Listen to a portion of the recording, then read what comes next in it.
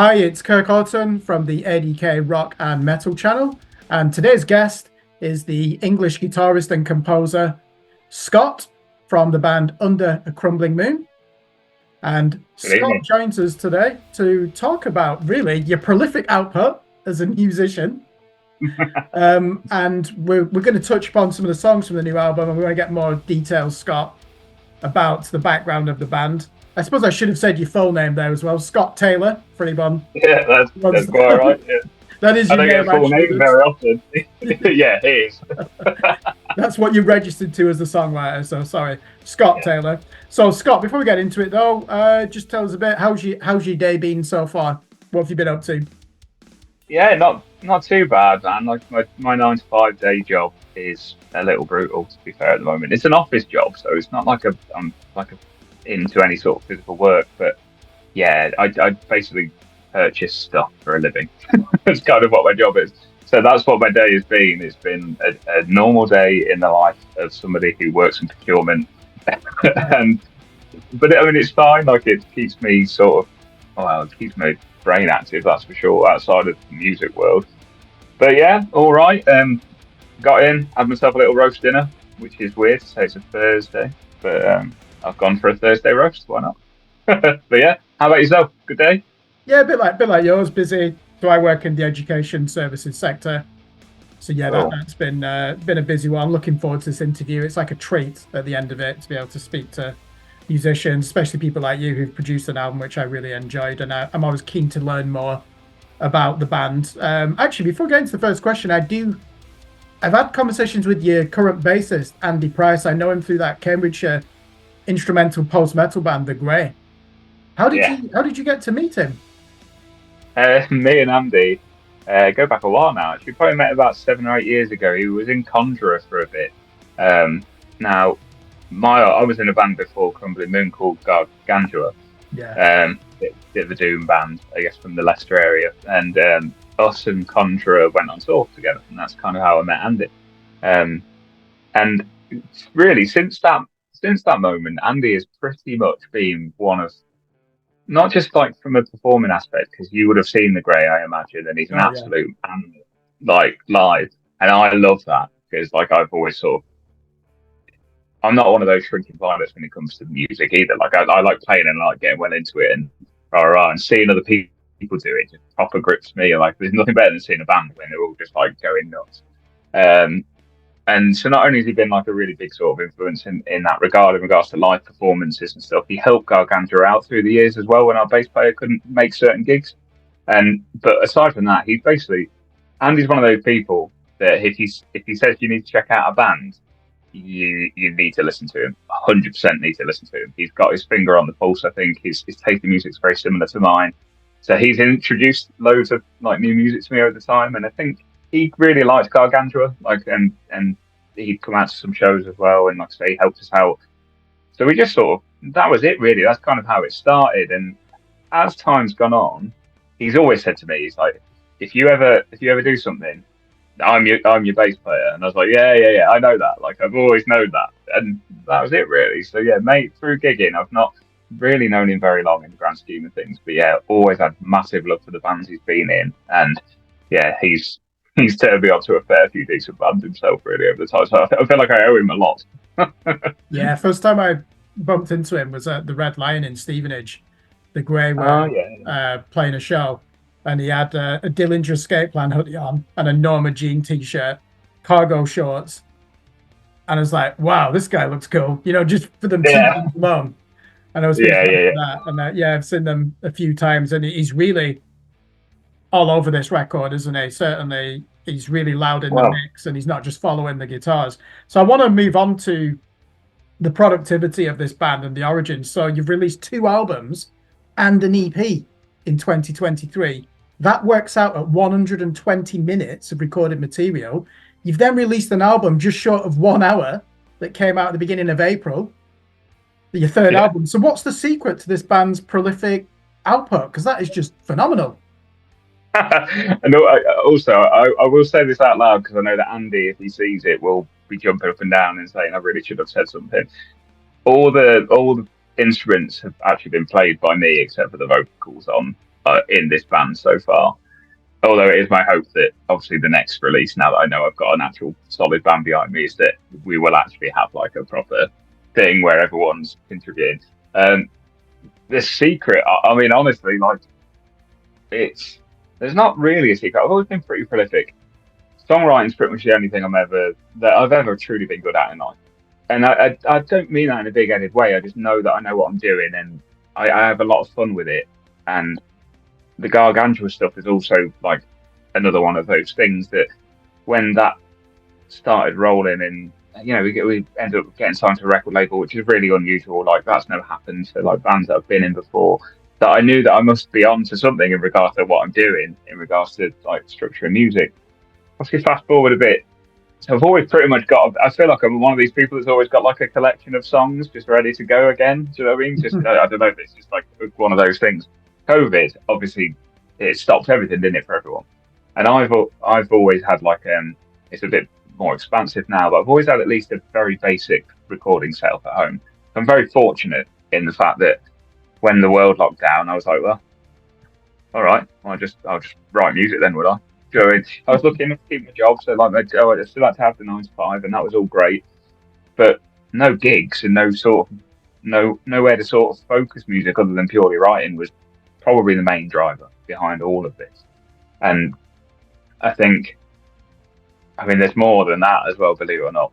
I mean, I have a other project called The New Sun that's a mixture of things. It's sort of like the miscellaneous stuff that isn't Crvmbling Moon now. I found myself in a situation where I just kept writing stuff, and I was like, I need like a name for these things and a home for these things. So there was a little bit of period of time when I was just writing for just The New Sun, and everything was just so varied. And I was like, this can't all be the same thing. And again, this is just me internally battling with myself during COVID. Like, no one else really knows, no one cares. And I'm just like, but I've got all this stuff. Some of it's digital, some of it's acoustic, some of it's just like post metal and doom. And I was like, right, I just need to do this, and that sits there, and this sits there. So like, The New Sun's released like 6 albums, possibly roughly 6 or 7 albums and EPs over the course of the last 2 or 3 years. But that's not something that's ever going to see like me being in a band and doing anything live. That's purely really, that's the thing that's just for me now. And then the heavy stuff that I started sort of demoing, which ended up being the Crvmbling Moon, it, in a sense, I don't want to bore you to tears too much by just rambling on, because I do tend to do this when it comes to music questions. But like Oblivion, the first album, and then this one was sort of written at the same time. If you listen to Gargantua, Oblivion, to me anyway, on reflection, sounds like a Gargantua album, and that was sort of my semi-intention. So I'd sort of sent it to the guys in the band, but we're all in such different places now. Like I've moved 3 hours away from the rest of them for one, and between the 3 of them, they've got like 8 kids. So things slowed right down, and I was like, sort of put it to them and said, do you want to run with these songs? And everyone was a bit like, I don't know if I've got time for this. So I ended up sort of with these 2 albums almost at the same time, which is why we find ourselves like 12 months on and the 2 full albums have come out. And there was also something before that. So it's really hard to explain it to people, I guess. But yeah, I had a lot of time on my hands, and I just went through a real crazy, and not like anything I've ever experienced before, inspirational like moment in time, I guess. Yeah. I think there's a term for that. Hypermania. You just constantly producing, and you know that you're at the top of your game, and at the same time you know there's no filter. It's just like whatever it is coming out today, get that on tape. And what happens is probably like 70% you're like, do you know what? That's actually fucking usable. That's good. Yeah. I think it must be when you're in. Do you think you're still in that phase now? I'm not. I think it's true, but I'm not. I think, I was thinking about this the other day. I haven't actually written anything new for a long time, but I have a lot of material written that could probably keep Crvmbling Moon in a good few albums if we end up wanting to carry on, because you never really know what life's going to throw at you. So I sort of felt for the first time ever like, I'm not writing a lot of music, but it's not really like bothering me. because I've still got lots to go at. Like there's like, for argument's sake, I could just say like the next album I have got an album's worth of material ready for the next album, and then I've got about 20 other songs demoed outside of that, and it comes in fits and starts with me. So like the first 2 albums were written quite close together, and then I might have had a lull for a little bit, and then the 20 songs that are demos, for example, that shit might actually just come out within about 2-3 weeks. Yeah. And then I'll just go dormant again for a bit. It's really strange. It's hard to explain. When I actually start thinking about it and talking about it like this, I'm like, it's pretty wild actually. Like, and it might not all be good, don't get me wrong, but generally speaking, like I am quite into what I do most of the times. And like, I'm telling you, there's like a new album and there's 20 songs. That's the stuff that I'm happy with. Like there will be other things that I've started and just been like, oh, it's not going anywhere, and I just move on. Because for me, the best stuff comes when I'm not really thinking about it and I'm just doing, and I'm not forcing the issue. Like it's hard to explain. Yeah. But I will be writing a song, and sometimes I'll write that 15-minute song could take me one guitar part, so obviously I'm just one guy playing, but I can sometimes jam an idea for about 15-20 minutes. And there'll be no, oh, I've got that riff, that might go well there. No stopping sometimes. I might just be jamming on my own and be like, oh, that works. Oh, and then that works. And I'll just be recording the whole time. And then I'll sit down and look at it and go, well, now I'm hearing this, and now I'm hearing that. So guitar part 2 starts getting laid down, and before you know it, I could have a fucking mammoth idea within an evening, and it's just, yeah. But then, I could go 6 months without writing a single riff. Can I ask about the new Sun then? Because on your Bandcamp page, so what is now known as the debut Under a Crvmbling Moon record is number 1, the Prelude. It's called, isn't it? 01, the Prelude. And it says this album was originally released under another project name, The New Sun. But when the idea for this project was born, it made sense to share this here too, as it really is a starting point for what went on to become Under a Crvmbling Moon. I think you've really answered that, haven't you, already? But do you want to just expand on that message on Bandcamp? Yeah, of course. So, I mean, that first album was, I think I called it weirdly, I think I called the album A New Moon. Under the New Sun. And this is before Under a Crvmbling Moon was even a thing. Like, it just wasn't even a name. And it was, for me, it was like a pure balls out post metal album. That album is that Prelude album. Yeah. I've always struggled vocally with what I'm capable of. Like, I've got certain strengths when it comes to vocals, but I don't fancy myself a singer. And it might sound weird because I did front of bands for years. Yeah. And I wrote these songs, and I was like, this sounds like to me post. And by this point, I gravitated away from like listening to doom metal all the time, and I was really like in throes of all kinds of post-related music, whether it's post-rock and post-metal and stuff like that. And this felt like my first proper stab at something like that. Like I intentionally wanted to do something a little bit bleak, a bit dark, but not necessarily doom. Something that built from nothing and built up to something and then went away again. And that's what I guess Prelude ended up being. And there's a guy I know from in the Midlands. His name's Ian Clark. Lovely chap. He's got a few bands himself, like band called Structures, and he's in a couple of other projects that elude me now. But he's always been mad keen to like collaborate with me. And he's like, I reached out to loads of people regarding like vocals because I had all this music and I knew what I wanted to hear, but I can't achieve that with my own voice. So I ended up doing some reaching out to people, and he was really keen. And I was like, you know what? Yeah, fuck it. See what you can do with these songs. So like I'd recorded vocals on one of them just to give it a go. And then he wrote 3 songs lyrically and recorded them. And his voice was just far more suited to it anyway. So yeah, and this was like before, I guess, Oblivion was written and what is now Agent Informers was written. And back in the day when he only had A New Sun. The New Sun as a project. So yeah, in a sense, once I knew Gargantua was potentially just going to be dormant for a bit, because there was a point where I was very much like, is this still going to be a thing? So that could be where I put this other heavy music. And once I knew that wasn't the case, I was like, well, I fucking really like this music though. I've got to do something with it. So then A Crvmbling Moon became a bit of a thing. And then I was like, this is what I said, I had that conflict then. I was just like, I've written this heavy sort of post-metal album already and I put it under A New Sun. But because I did this like sort of electronic, chilled out not synthwave. I wouldn't call it synthwave, but it's some kind of chilled ambient electronic music, and that went out as the new Sun as well. I was like, nah, something's got to change here. Do you know what I mean? That's when I ended up just thinking, right now, I'll go off and do this. And then only really after I'd put a few EPs of on the Under a Crumbling Moon page, I started reflecting on like actually where it started, and it's like that new Sun album needs to live here really as well. And like, I can still give Ian a shout out obviously on both projects. I mean, pretty much no one heard it, but I had a really good time, and it was really nice to work with Ian on it. It was cool to work with someone who was quite willing and had the free time to do vocals, because you have no idea. Like for me personally, anyway. Again, going back to the vocal thing not being my strong suit, I've written so many songs that I've just had to sit down as instrumentals for ages because I can't find anyone to just like get involved vocally, because everyone's busy, and most of the vocalists I know and would like to work with are actually in bands that are like actually like doing stuff and don't have time to be messing around with my with my ideas. So yeah, anyway, I hope that kind of answers your question in a way. Yeah, definitely, because my next one was, who is Ian Clark? You've answered that.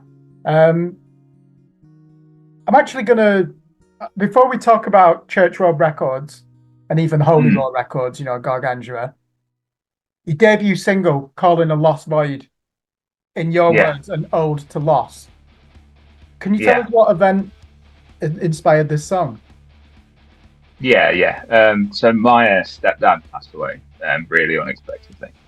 But my mum just raised me like on her own basically pretty much my entire life. And then obviously you grow up and you move out, and then gradually over time she eventually met somebody, a lovely man called Calvin who really sort of looked out for her, and I didn't think she'd ever marry again, and then she ended up getting married, and this was like back in 2011 or 2013 I think.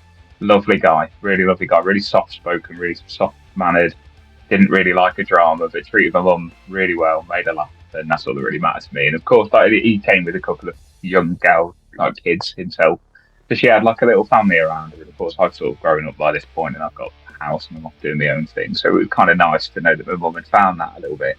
Yeah, and he just had a heart attack basically, and passed, and it was really sudden. No one expected it, and it knocked everyone for six really. Obviously, mainly like people that were closer to him, and it wasn't like I was massively close to him, but you just are when it's your mum's partner. There's obviously a degree of that you feel like, and I wasn't really somebody like that. It wasn't like he was like a father figure to me. It wasn't really anything about that. He was just someone that's really good to my mum, and it was really nice to see her sort of happy. So yeah, I sort of wrote. It's weird, isn't it? Loss in general, like people deal with it in different ways. And I just tend to sometimes just write something, and I'm like, I might be thinking about that person at the time, maybe, and that's kind of what sort of spurred it on.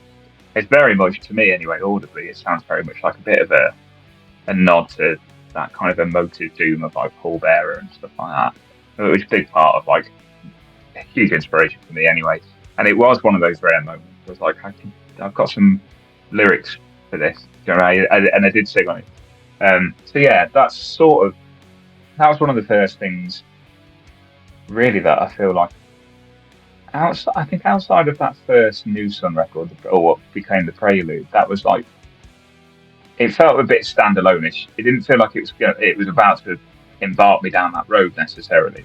I just wrote this one song and I liked it, and I was like, I'm just going to pop that out there really. And then Calling a Lost Void is sort of like what's the word when it's all the initials make up something? Oh, an acronym. Yeah, it's an acronym because his name's Calvin, so it's like just Cal for short. Yeah, and that's sort of why I did that really. So that's the story behind that. Yeah. How old was he? Because my dad died of a sudden heart attack February last year. He was 67. Yeah. Was Calvin his age? Just a bit younger. I think he was 60. He was just about to turn 61. That's young. Yeah, that is. Yeah, it is. You expect people to live to their 80s, don't you? And yeah, you do. Yeah.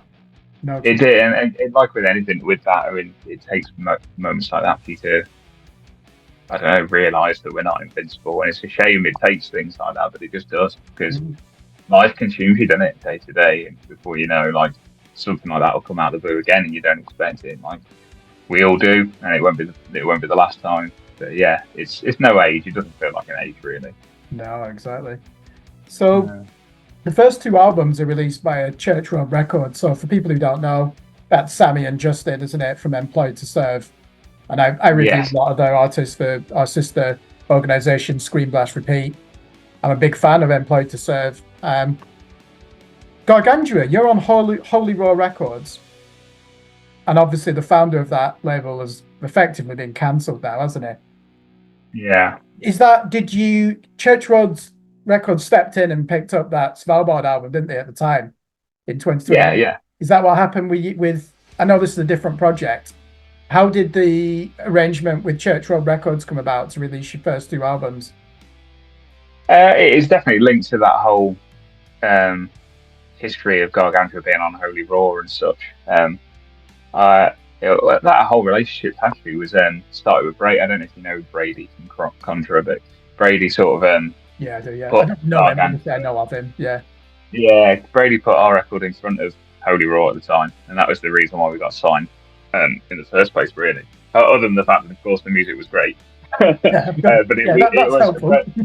Yeah, but Brady often says, he goes, I'm the reason that this happened. A bit tongue-in-cheek, but he's right. So he put us in front of Holy Raw, and then obviously they released the album that came next, which was Towards the Sun, full release on vinyl and all that. And then, everything sort of went a little bit south there, really. Sammy, I think, had Church Road anyway as a distribution company, I believe. I think it was just Distro, I could be wrong. And obviously Justine's his wife now, and they're in Employed to Serve. And I think, at some point they did. They sort of just said, we'll form this new home for you, really. Now, with Gargantua, we didn't really have a new album on the way, like I think Svalbard did. So there was a few bands on that label sort of mid-release, which was probably a little trickier for those guys. And we'd had our release by that point. And the thing that was, I mean, really, there's more important things in the band when it comes to all that kind of stuff and what was being said at the time, obviously. But for us, it perhaps wasn't quite as, oh God, like, what do we do now? It sort of killed a bit of our momentum, and then COVID sort of put a full-on nail in that particular coffin for us as a band anyway. But they were really cool. Sammy and Justine just said, we can still host like your albums digitally, and we'll still put that under the Church Road banner. So they still managed that side of it, but we did get the rights to our music back through all that. And we were just sent what stock we had left of vinyl, and all came back to basically my house. So we were pretty much an unsigned band from that point. Church Road were just like, we'll keep the sort of digital side of things like active, so there's still obviously that whole, we'll get an email from them every 6 months just saying, here's your payout for your streams or whatever. So that's why the music is still out there on all streaming platforms, because Church Road sort of kept us a part of that family, really, in a way.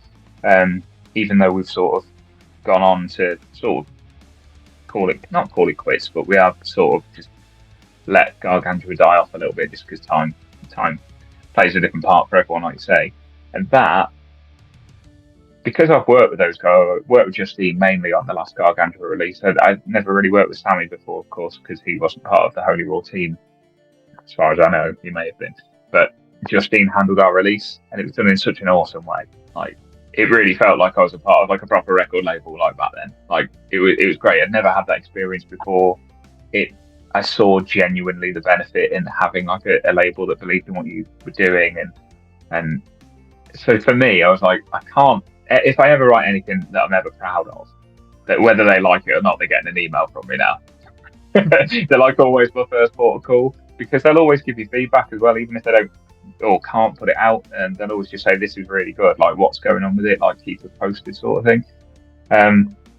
And it's not necessarily massively important to me that like music gets released on record labels. It probably was years ago, and it's not to say, I don't mean that in a really flippant way, it's just not as big a deal now. And I think maybe just because I'm a bit older, and I know that I'm not going to get to a position where I'm quitting the job to go off and tour and make an actual living out of music. Whereas when you're younger, you feel that that's what you're aiming for. But if I was going to, like, up until this point, because of course we will get to the ripcord thing as well. but like they were like the only experience I'd had with labels, and because I'm pretty chatty with them, we bump into each other pretty much every year at things like Damnation and Arctangent, and they're just lovely people, and they always ask how I'm getting on, and I'll always just pick up new music, and I did that with the Oblivion album, because I just had the emails basically. I was like, I'm just gonna be cheeky, fuck it. And I again, Oblivion is like all me, even vocals as well, and I just liked it. It's like, oh, what have I got to lose, kind of thing. And yeah, they just wanted to put it out, and it wasn't like a full vinyl release, and I was never expecting that in a million years. But the fact that they even wanted to put it out blew my mind a little bit. Like, it's one thing when you like your music, I guess, but it's never really guaranteed to hit anyone else. I never really think that. Are they based in Scotland, Ripcord Records? Ripcord are, yeah. That's from what I know, Ripcord's sort of a one woman thing, like Charlene, and I've still not met Charlene face to face. That whole thing, which came about because of Andy, believe it or not, Andy Price. Yeah. I think we should give a shout out to Charlene. She's so passionate about the artists that she promotes. Yeah. And she certainly followed up with Screen Blast Repeat, because I get so much in the inbox. And I don't mind it when people are, oh, did you get a chance to check this out? For a start, if you're an English band or a British band, we're always going to prioritize that anyway. But yeah, she was like promoting Under a Crumbling Moon so much. And I don't mean overhyping it or anything. I just think the way she described it, and I put it in my album count, it's like, yeah, that's definitely getting reviewed just from what she said. And it's post-metal, so I know I'm going to like it. So yeah. But honestly, a huge shout out, because again, like I'd never worked with anyone else label wise, as I've said. Like my only experience for that was basically the Holy Raw thing that went into the Church Road thing. So not apprehensive, but it's just new, so I didn't really know what to expect. And she's just like, yeah, it's been a breeze. But not only like has it got the relevant coverage that has really helped like get people to actually hear the album, but just the way she's gone about it and how infectiously she spoke about it. I remember sending it to her, and I sent this album to loads of labels, as you do, and I sent it to Church Road as well, because again, they'd always been my first port of call just because of history. And I sent it to Charlie, and she's like, oh, thanks for that, I'll give it a listen and get back to you. So of course, I don't expect labels to necessarily always get back to you. In fairness, they must get submissions all the time. But like, she was back with me that night, like having listened to it twice. That's validation for you, isn't it? Yeah, and she was like, it's a no-brainer for me. I'd love to work with you on this sort of thing. And I was like, wow, cool, okay. And obviously, I was honest with her at the time. I said, well, I have found out to a few other people.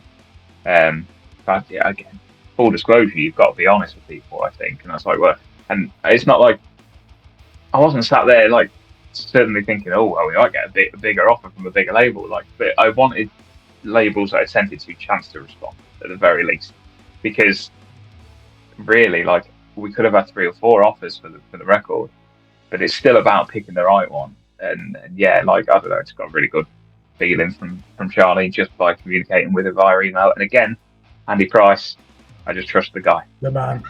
Yeah, the man himself. Like, and he did. He put in a really solid word, I think, with her about me, and vice versa. And she did make me laugh. I said this. I did a different interview, I think, where I said pretty much the same thing. When we sort of said, yeah, we'll go for it. She sent me a mail. She goes, now, can I just ask that we, at least attempt to break even on this album before you go and put another one out? Yeah. Because Andy basically told her about me and said, this guy's got like a shitload of music. And I had to laugh, and I said, it's a very fair question, but I said, I'm in no rush to do anything past this point now. Like, album 1 to 2 was a rush for a reason for me. And it was, I think anyone who's listened to both of them will tell that they're vastly different musically. Yeah. And Crvmbling Moon's first album, Oblivion, coming out on Church Road was a massive surprise for me. I didn't think it would come out on a label. I just thought I could stick it out on a Bandcamp Friday. 5 people would hear it, and then I could just get on with what is now Aging and Formless, because I was really excited about that. Yeah. And that's because I just had them both sort of at the same time, or roughly at the same time. But yeah, anyway, sorry. Let me give you a list. Yes or no, then. Labels that you approached, or you might say no comment. Monarch Heavy Records, did you go to them? I didn't. Pelagic Records, that label of the ocean. Surely you can them. I didn't, but mainly because in the same way that I'd feel about labels like Nuclear Blast, I'm like, that's just too big for what I'm going for here. And I mean that in the nicest way. Like, and it's not like the labels that have put my music out, I consider them to be like lowly or any of that. But like for me, like I just think that they're not going to entertain me. I'm just this one guy at the time as well. You got to think I was just this one guy. Yeah. New Rock Recordings, the new Rosis record label. No, I'd have loved to. I mean, I love Steve Fontill. You know, got an album coming out. Did it come out last Thursday? His new project. I think Harvestman did come out last week. Actually. Yeah, I need to review that. It's on my list. Yeah, I've heard a couple of songs and it's fucking amazing. Yeah. What a band! Come on, they invented what we now, didn't they? Massive. I'm trying to think of two more labels who would have been good. So, have you heard of a label called Tartarus Records? European label. They do a lot of experimental post-metal. God. Not for ages, but that's a bit of a blast from the past for me. I'm pretty certain early Gargantua was sort of more managed by our bass player, and I'm pretty sure he reached out to them. I haven't heard that name in years. Yeah, Tartarus. I think I don't know why I associate them with the nation of Portugal. Maybe the last few bands that I've reviewed seem to be Portuguese on that label, but have you heard of that Hummus Records, the Swiss label? That's a good boutique one. Is it? I'm going to have to make a note of it. You're schooling me on record labels here. It's only because I deal with the PR companies that form out all these records to review. But awesome. It sounds like you're at Ripcord anyway, aren't you? It sounds like you've got a good arrangement there.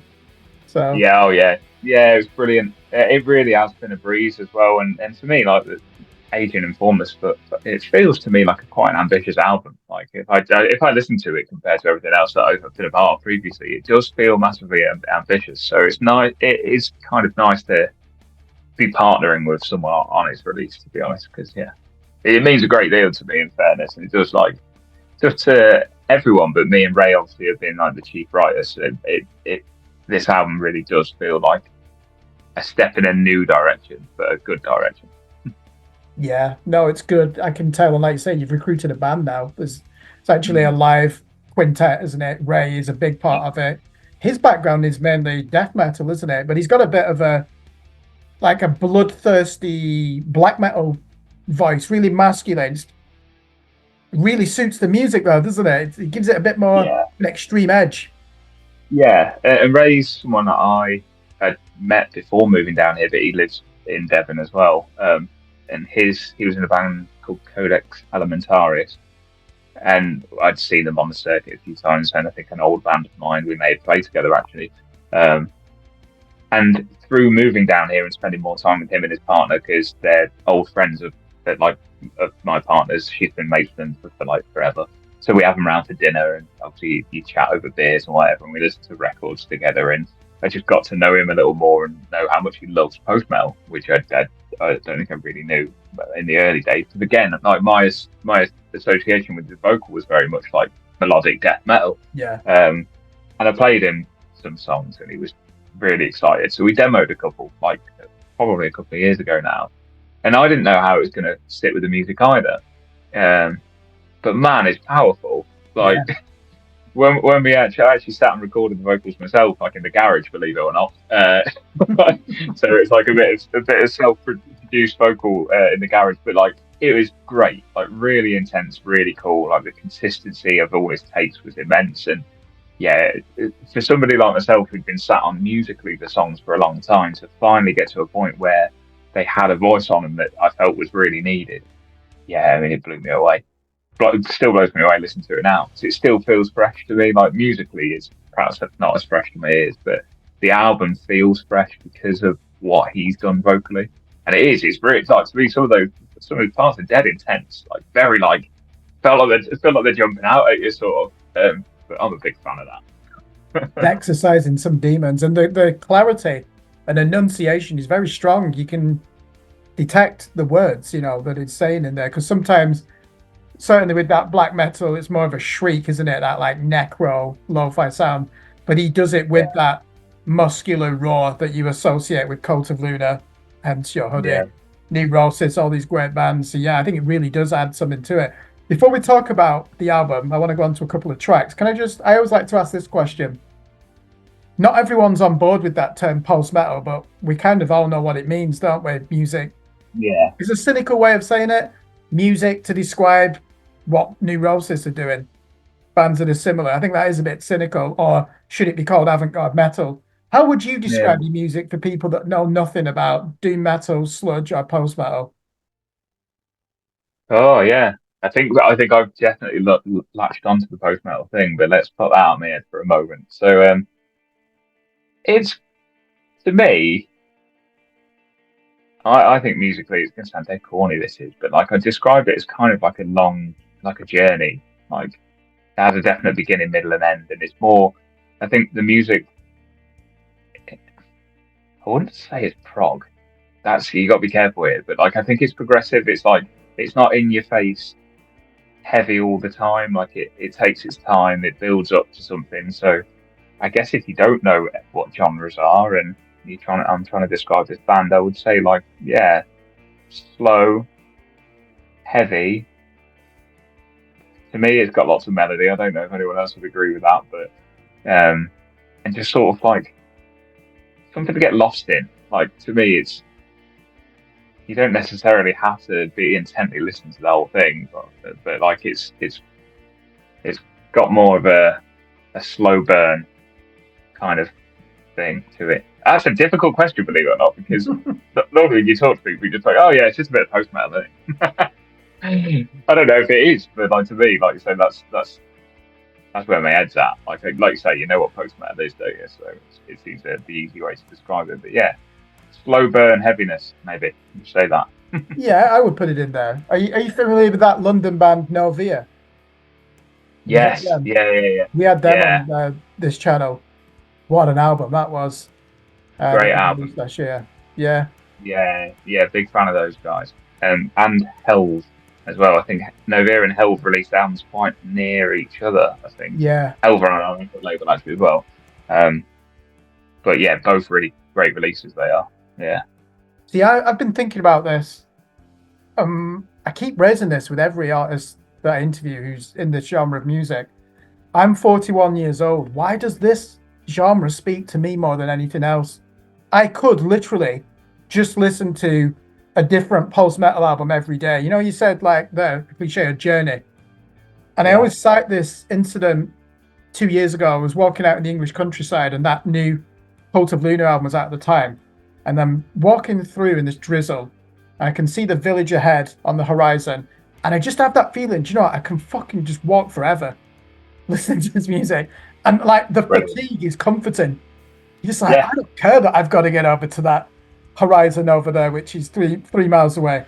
I've just got this powerful music that's just going to get me through it. There's going to be ups and downs and emotions and a lot of trauma, but I'll fucking get there in the end. Yeah, man. I mean, I'm 40 this year, and like I've probably been on that train for a few years, maybe even like mid-30s. But maybe it is a time of life. I don't know, but I'm into that. Like I think it paints a picture post metal, and however it manages to do it is I think it conjures up imagery through its sounds, and I guess like weirdly, like you saying that is very in keeping with like the lyrical content of our album in regards to that sort of surroundings, you know, forests and woodland and murk and all that kind of stuff. It just it's something about it. See, to me, it's more extreme than death metal.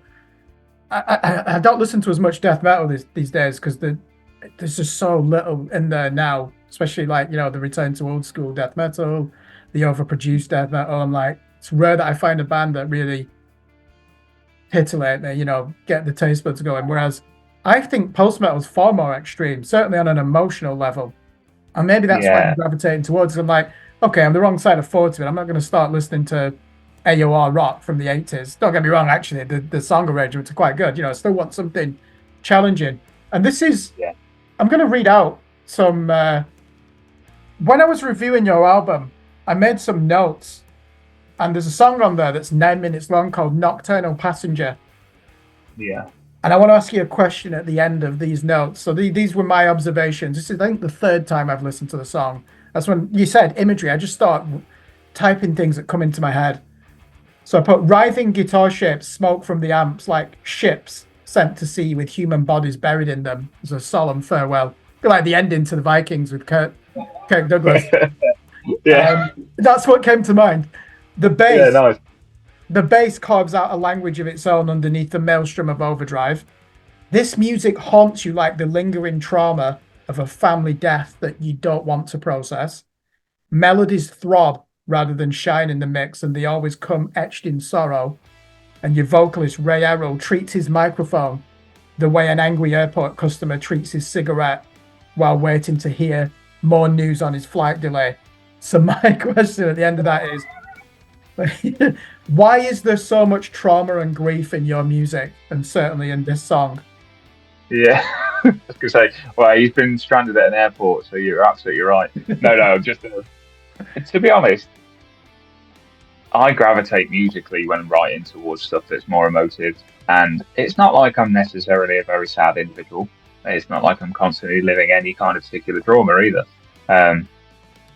But it's important to express, and that just happens to be how it's expressed.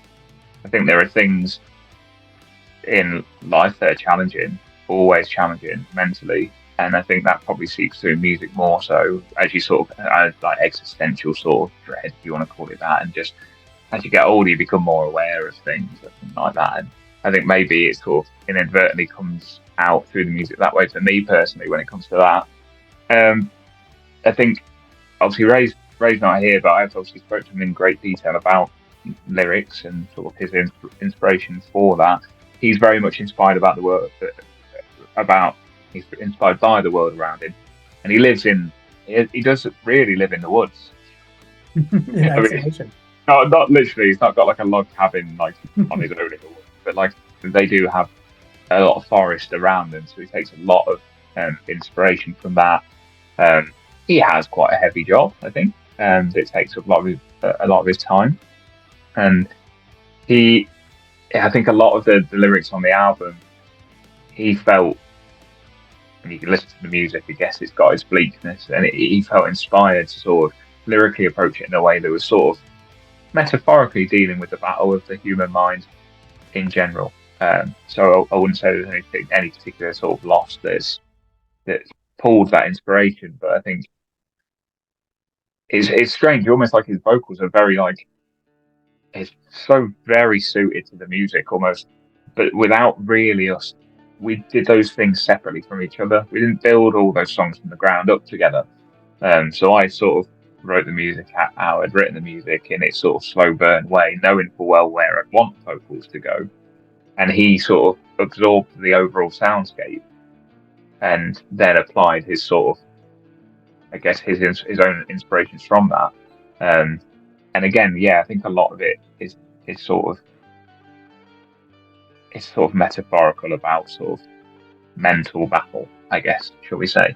But again, I had no part in the lyrics. I really wanted, because again, like when you sort of one-man band for ages and then you start bringing people in, like yes, musically I know that we're ahead of the curve and I'd sort of already have these ideas, but didn't have any lyrics. And I really wanted it to be his. Like, it was important to me. Like, I had markers where I thought vocals would be good if they started and where they ended, so that the music could breathe. I think about those things, and so I'd make suggestions there that just pretty much left it to him to tell his own story, how he wanted to, based on the music he was hearing. I guess, yeah.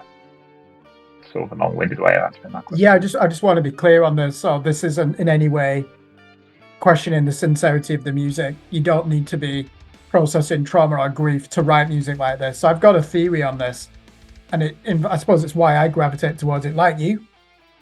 Yeah. Where, white collar job, good at my job, enjoy it, but at the same time, of course, I would rather just be writing music reviews all day and live my own life. This type of music, two things come to mind with me. One, we're very close to barbarism, closer than we think, even though we have this facade of civilization, and we know that in the 20th century. Look at the First and Second World War. and two, this type of music really, it's that rage that we bottle up as white collar workers that put out, we might be moderately successful, but we know it's a fucking grind. Why do we do it? Are we conditioned to do it? And this music's a release. This is almost like, to me, an indulgence where you can release all those fucking negative emotions, some of them quite murderous, and just get it out in your music. So it's never a question of, oh, this is dark music. If your life is not dark, then this is insincere. Not at all. I see this as therapy. Do you like that? The type of music you like? I do. Like listening to music like this, like can pull me out of a funk. Yeah. Weirdly.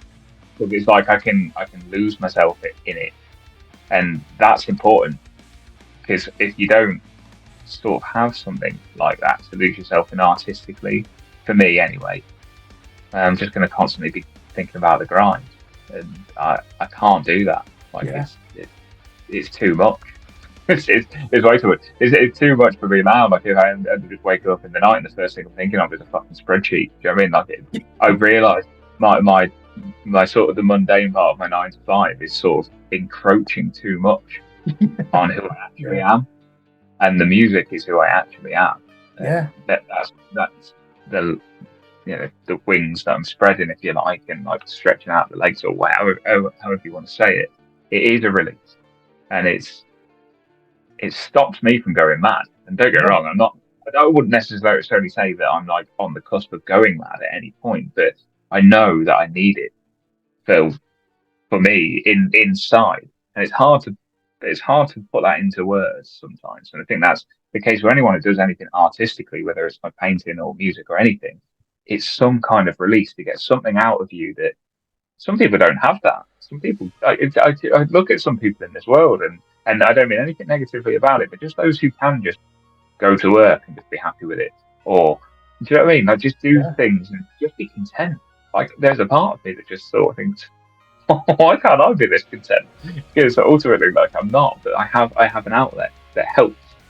And I think you're right. There's definitely a lot to that. This style of music as well that lends itself almost even more to that release. Because again, for me, it's getting lost in that soundscape, and I love it live, especially therapy, 100%. I can't throw myself around like I did when I was in the 20s, to be perfectly honest, but I still feel that sort of strength, if you like, and release from playing live that I've always done, even if my body can't quite handle it like it used to. Yeah, I'm the same as you. I seek out this music. I mean, look, I'm wearing The Cure, one of their t-shirts, the great 1981, one of the darkest albums I've made. You're wearing a Cult of Luna hoodie. And I'm not. Again, I have been meditating on this. Why am I listening to this music all the time? Why do I love it? I love it. I knew that the Under a Crumbling Moon album was going to be good. Just when I looked at the front cover and it was called and described as post-metal, it's like, there is no way I'm going to dislike this music. It's just because of where I am at the moment. And it got me thinking. One lyric really stands out for me from the 90s. Trent Reznor, 9 Inch Nails, Hurt. And that, you know what he says? I hurt myself today to focus on the pain. No, I hurt myself today to focus. I focus on the pain, the only thing that's real. Oh yeah, that's it. I hurt myself today to see if I still feel. And when I look at that lyric now, that's what I'm doing listening to. I don't hurt myself to focus on the pain. I listen to this type of music to remind me, hey, I'm not just a spectator. Do you ever have days where you just think, you could do anything and no one will recognize you? You just feel as if you're in your own world and you can't get out of it. I think that's why I go towards this music. It's like, fuck it, there is music out there that's anxious, aggressive, dark. It speaks to you. And that's, I think, why this album has connected with me, like so many others in this genre. Because there's a song on it called Breach the Sky. This is quite interesting because I think there's a lot of like alternative rock in this. Yeah. With big chords and obtuse melodies and still got like doom metal tempos. And there's 2 roaring vocal styles in this. So you actually doing some of those vocals, or is Ray doing both styles, the alternating lines? So there's all the heavy vocal is done by Ray. So there are some double ups where he's doing all the heavy. I do sing some melodies in Breach the Sky. Yeah. So there's like I didn't really want it to dominate in the mix. So like it's just after the middle 8-bit kicks in, and there's a lyric where it's I endure the rain that comes. There's like a sung melody underneath, and I do that. And we tried it for the first time live at the weekend when we had our album launch, and it was cool. Like I don't hear so well in one of my ears anymore, so pitching's actually generally quite difficult. So which is why I'm quite grateful to take a general back step to the singing side of things, much as I still kind of enjoy it. But doing it at the weekend was really cool because it adds to that release and that sort of, do you know what I mean? That sort of energy. But yeah, so all the heavy stuff is about Ray, and that's probably one of the proudest achievements of that song in general.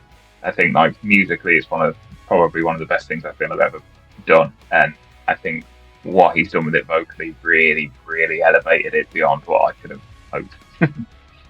Yeah, you got some synthesizers in there, haven't you? Like vibrating synth drones. And I called it it gives it an extra layer of teeth-bearing anguish to the music. Mm. So I guess I've only got one more question after this, but what I want to know about this song, how easy or difficult is it to write something so emotionally draining as Breach the Sky?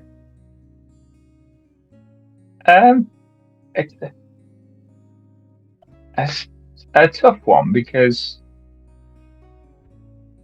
writing music to me doesn't really, I don't know how else to say this, but it doesn't always feel like a challenge to do that kind of thing. And I don't really put an awful lot of thought into it being the way it is. It just is, I guess. It probably sounds like a bit of a cop-out answer, but it's not like I'm not like really focusing too much on that. And I think it's blowing my mind a little bit to hear you sort of refer to it in such a way. And that's a really good thing, but like, because to me, I'm just like putting these chords together just feel right at the time, and then I'm building a picture all the time. It's like, this guitar does that, and this guitar does that, and like in my brain, I just know what satisfies me and what works. So it's not necessarily, it's not draining me in a way. It's invigorating to do it. Like, if anything, it energizes me to do that, which is a bit of a strange thing. I suppose now that I'm thinking about it. Because the bigger picture, like you say, when you listen to it almost like a finished thing, I guess, like it's a different perspective, isn't it, I guess? So you see, the madness in that is that it's not like I've necessarily thought about conveying that. But the fact that it does is mental.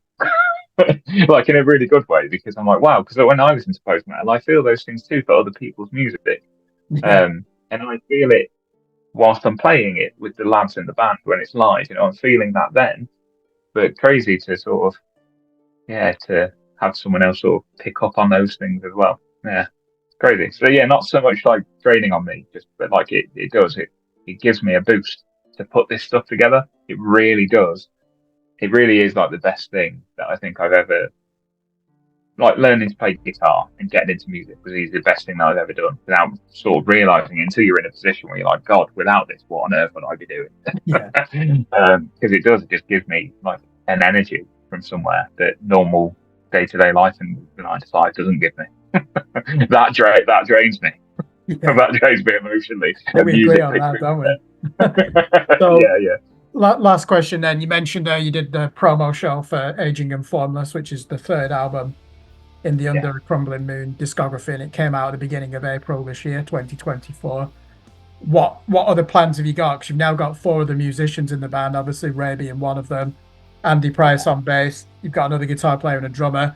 What are you going to do with this lineup for the rest of the year to keep Under a Crumbling Moon on the radar of the UK alternative and metal scene and post-rock scene and various other genres? We're just just getting shows. Well, the thing is, and this, I've said this a lot, and I won't dwell on it too much, but obviously COVID happened, and no one really did an awful lot. And I'll be honest, not really being sure I even wanted to gig anymore. I genuinely wasn't sure, so I didn't miss it as much as I expected at the time. So Crvmbling Moon was a real experiment for me to see whether or not I actually wanted to. And then I did these shows last year for Oblivion with the guys in the band, and I knew that I wasn't done, and that was enough. And I sort of thought that was it. And then Ages and Formers comes out, but now I'm like, actually, I want to play these songs live, so it feels like completely different. So that's our plan. And we've got a few irons in the fire that I can't really talk about at the moment, but we are hoping to put together a little bit of a run at the back end of the year in September. Yeah. With this obviously being in nearly May now, you can pretty much write the summer off because of festival season. So we're sort of looking more towards the back end of the year. But if any offers come in from now until then, we obviously just talk amongst ourselves. Can we do it? Brilliant. We'll get on it because we are open to it. And that's it really. The future, I think, of musically and where we go, I think is good. I think I've got enough stuff stockpiled in regards to what would be volume 3, but I'm also willing just to now let us breathe as people and just be in a room together and see what we come up with, and not necessarily take on the mantle of being the guy with the ideas that comes forward with all these songs, because that's kind of been what I'm used to. So I'm looking forward to perhaps us as a band not only getting some more gigs, but also spending a bit more time in between that, hashing out some potential ideas and see what we can do. So that's it really. There's nothing else really going on. I think we're just keen to gig because the album launch show for us felt ambitious. We did 5 of the 7 songs. The only songs we didn't do was the instrumental interludes or procession and the chilled out one, which I think we called Full Still. And we did all the heavy songs, and we played for just shy of an hour, or about 50 minutes. It was good. It felt good. It felt ambitious, but it felt cool. And as a band, we'd only had 2 practices before doing it as well, because we live in different parts of the world. Andy and our drummer Steve live in the Midlands, obviously, where it's sort of more the area that I'm originally from, and then the rest of us are down here. So it's a proper split in half there. So we get together in Bristol to rehearse. Just feels like a nice middle ground for us both. I'd like to do a bit more of that as well, just to see what develops naturally between us in regards to what we do musically for the next album. So yeah, that's it. More shows. If anyone wants to book us, please book us. Tangent, get on the phone. Honestly, yeah. I mean, I've been fortunate enough to play that festival with Gargantua, and it was one of the best festival experiences I've ever had. As both a punter and a band, someone in a band. And I love the festival. I love the vibe. I spoke to James briefly, but I don't know if you watch or listen to the podcast he's doing with Gav at the moment. It's really enjoyable.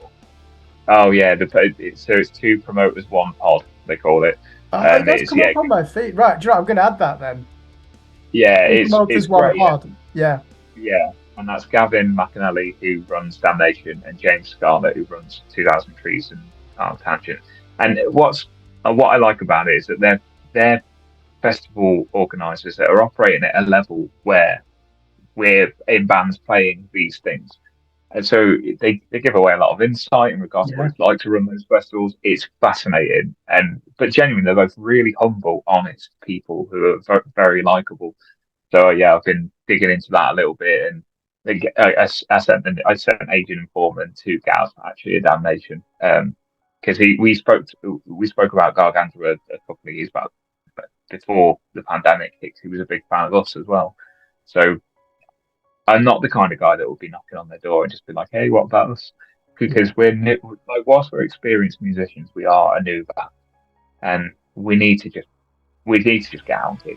I'm not worried about anything else past that. I think if we get cool opportunities like that, then great. But I'm not the kind of guy that will go to these people and be like, "Look, I was in this band. They did it once before. Can we have a shot?" It's not really how I like to operate. So I think I'd rather just write good music, play shows, and if that sort of thing happens for us, then it does. If it doesn't, then no harm. You want to get out to the Netherlands, Soul Crusher and Roadburn. They are the Roadburn is so prestigious now, isn't it? It is, yeah. That Soul Crusher festival for the last few years I've been keeping an eye on those guys, and it's a great lineup. And I've been out to Europe a couple of times in old bands as well, and I'd be very keen to do that with us lot. Yeah, just I think there's a real appetite for the kind of music we do, and it just takes getting in there just the once. So we're still at that point now where, we've got our contacts and we've got our history behind us and stuff, but we've also got to navigate that whole no one knows who the fuck we are type situation as well. That band, that Bristol really dark sludge band, Torpor, they played Roadburn just last week. Yeah, played twice, I think. Yeah, I mean, they are fucking dark. That music, Jesus Christ! I was like, ooh, I don't know how much more of this I can listen to. It was really strange because years ago I was in like a sort of just a straight up heavy metal band, I guess, called Beholder, and we ended up playing this all day in place of somebody else. I think somebody like Raging Speed or ended up pulling out at the last minute, so we ended up headlining what was essentially this sludge all dayer. Now this was a hell of a long time ago, and I think Torpor played that, and this was many years ago. But even because I was the only one in that band at the time that really loved that kind of music, so I was on a way. I had a whale of a time all day. So I just back to back great bands. Hey, I think Kirk played. Torpor. There was someone else who I absolutely loved. Can't remember who it was. Probably someone like the Bastard. Well, I bet they'd have been playing it. It would have been someone like that, and I was like having the time of my life. But they really stood out to me, and I actually thought they stopped being a band until is it a session? I forget how you pronounce their new album, but when that came out, Abscission, is it? Abscission. And I just remember thinking, oh my god, I remember these guys. I haven't thought about these for ages, and it floored me. I was like, wow, these are still really good. So intense. Don't get me wrong, Under a Couple of Moons intense. But you've got more space, more texture, more dynamic peaks and troughs with them. They're just at one level, absolutely offended by melody, aren't they? They're just like, we are going to give you fucking misery. But it's good though, isn't it? Like, again, like anything like this music, I'm like, but it's good. It gets me somewhere. I can't explain it, but I absolutely love it. Yeah. I start speculating. It's like, what mindset are you in to write art like this? No, that's true. I guess that's the thing. Like, I think that's one of those areas. That's one of those questions I don't ask enough of. I'm just like, give me some of this. In fact, where's my guitar? This is inspiring. Yeah. See, with your music, there's an emotional fragility to it. It is quite layered. Whereas, we keep talking about Torpor. They are. I'm just going to repeat. That is just so on the nose. They know what they wanted to do in that studio in Wales when they did that album. I think there's even a bit of improv in there. It's deliberately primitive, the music, but it's just so extreme. Yeah. I don't mean like with blast beats or anything like that. It's just like they've clearly just gone beyond, haven't they, what you would expect it to be possible from an artist. And they must have scared themselves with that record. I used to think to be heavy bands when I first started listening to like heavy music, or my interpretation of heavy when I was younger was like fast. As soon as I listened, I mean, it didn't take me very long. Admittedly, I was probably about 18, 19 when I first heard bands like Crowbar and stuff, and I was like, oh right, okay, so heavy just means something different in all. It comes in all different shapes and sizes, but Torpor's heaviness, I mean, you can feel that fucker straight away, and I really like that. And that's it. I think I've ended up being in the heaviest bands I've ever been in when I just slowed things down. Like that Liverpool doom band Conan. Jesus, how heavy is that? That actually is fucking barbarism, isn't it? But it's enjoyable. Honestly, and they I really think that they were like a big part of like. I never really felt like it in any bands that I've been in that I was ever part of any kind of scene. Like I've never really thought that. I don't think like that anyway. But weirdly with Gargantua, I felt like we ended up riding a bit of a wave of doom metal that ended up arriving, and I think almost because of Conan. I do think they had a massive part to play in that, and then not only because Chris was recording everyone that was also riding that wave. So like all the Gargantua albums were we were recording with him, and everyone on the circuit that we were playing with, like they'd all been through that studio, and it was all Conan that really sort of started that. Well, I feel like started it off. They probably didn't, but like to me, that's how it felt. And yeah, just love, and they're lovely guys as well to talk to. Like John's got all the time in the world for you. Like if you bumped into him, say hello. He's like a proper hard working little buddy. Yeah, great band as well. Yeah, well, thank you very much for joining us. So Scott Taylor, Under a Crumbling Moon, Aging and Formless. It's the third album in your discography. Did you say there is a vinyl release, or is it CD and digital only? CD and digital only on this one. I'm a CD guy anyway, so that's fine by me. Yeah, good. I still buy CDs, so that suits me. Yeah. And it came out, I think it was the 5th of April, wasn't it, when it came out this year, 2024? It did, yeah. And you can pick up the CDs via Records Bandcamp. So I'm pointing everyone in the direction of that because obviously, like as a label, as anyone knows that's in bands, I mean, Charlene sort of bankrolls the CDs themselves. So I'm just making sure that if anyone wants to buy a physical copy, they go and pick it up from Ripcord because she's doing a great job. She's also releasing the new Bard EP soon as well. Do you know, I love that band, Sheffield band. Yeah, they're great.